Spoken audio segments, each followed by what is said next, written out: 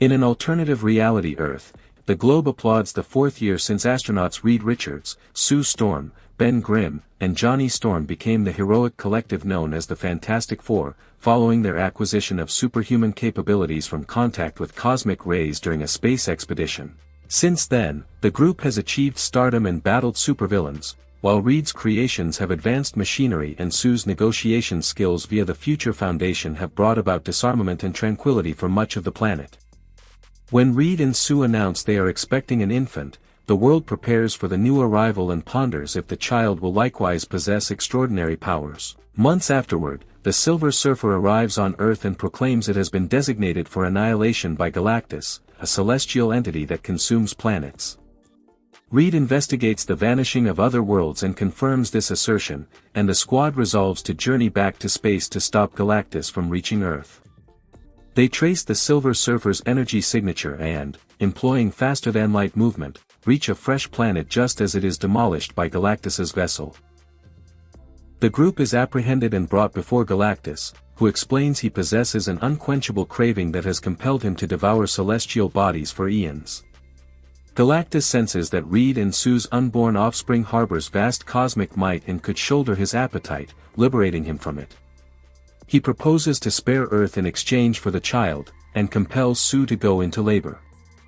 The team rejects the proposal and escapes the ship. Utilizing the pull of a neutron star, which disables their faster-than-light system, the team delays the pursuing Silver Surfer and propels themselves back to Earth. En route, Sue delivers a son and they name him Franklin. Upon their return to Earth a month later, Reed discloses the particulars of their encounter during a press gathering.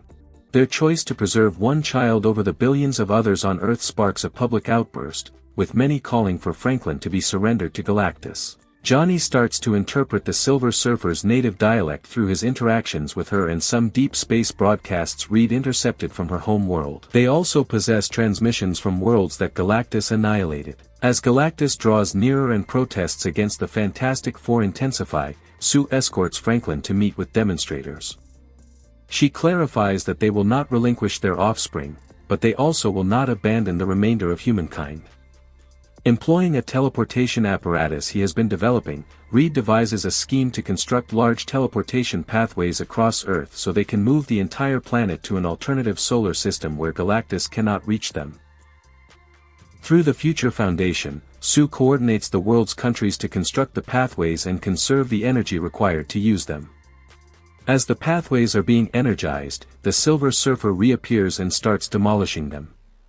Johnny prevents her from destroying the final pathway in Times Square and reveals what he learned from the transmissions. The Silver Surfer's designation is Shallowball and she became Galactus's vanguard to safeguard her own realm. Hearing transmissions from worlds she aided in destroying, Shallowball expresses contrition but declines to assist and departs. Using Franklin as lure, the team plans to entice Galactus to the last pathway and teleport him away. Sue brokers a deal with Harvey Elder to evacuate New York City's inhabitants to Subterranea, his subterranean metropolis. Galactus makes his way through the city and seizes Franklin, evading the snare. Sue expends all her strength to propel him toward the opening with a force field while Reed retrieves Franklin. Johnny attempts to sacrifice himself to give Galactus one final shove into the portal, but is halted by Shallowball, who shoves Galactus into the portal herself and it seals behind them. Sue passes away from her exertions, but is restored by Franklin. The team subsequently embarks on a fresh endeavor as the world commemorates their 5th anniversary. In a post-credits snippet set 4 years hence, Sue is reading to Franklin at home and leaves to retrieve a different storybook.